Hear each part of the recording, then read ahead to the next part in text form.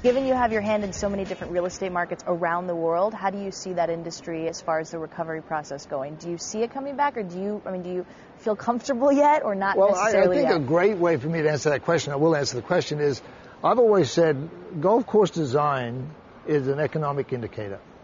In the halcyon days of the 80s and 90s, the first thing we got, the phone would ring, hey, Greg, can you build us a golf course? Because people needed golf as an amenity. So you're building this residential community or some resort in Palm Springs, California, or somewhere in Mexico. What's the first thing they want? Is golf. 2008, we're an economic indicator. What's the first thing you shut down? Is the amenities, right? We see it now in America absolutely dead. We don't see... probably, I say to my guys, probably 4 to 7 years before we flush out the inventory, get the confidence level back into it. But conversely, Vietnam, Asia, Southeast Asia, China, Korea, Japan starting to come back a little bit, India, even parts of the Middle East is doing extremely well.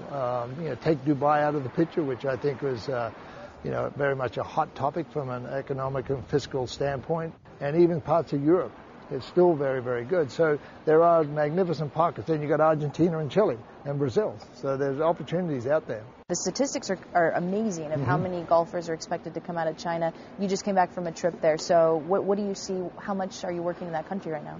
Well, everybody says, well, China's the place to be. I agree, China is the place to be, but you can't forget about the rest of the world.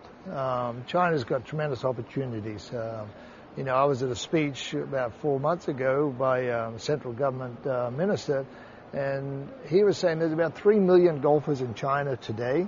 There's 26 million golfers in the United States. He wants to see between 26 and 30 million golfers in China in the next 10, 15, 20 years. 10 years, pretty tough to do that. And you go, wow, that's a huge growth curve in a very, very short period of time. How do you do that?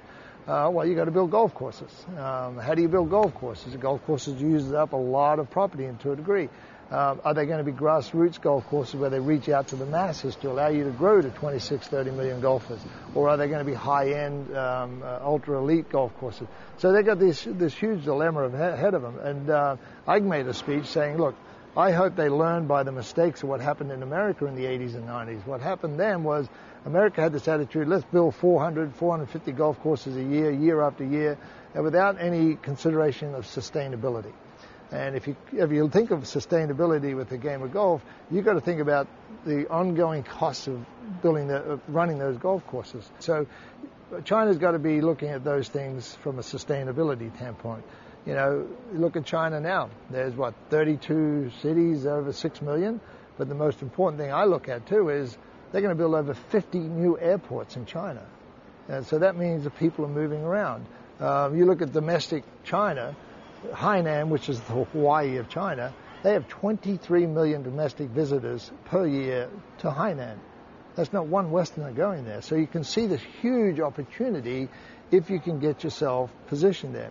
China's very... And are you trying to get yourself positioned there? Absolutely. We have an office in China right now. The Chinese look at brands. They like brands. They like iconic individuals. They like iconic companies. But you've got to show that you are committed to that country. Thanks for watching. Be sure to join Bloomberg Venture on Facebook. You can also follow me on Twitter. I'm Cris Valerio.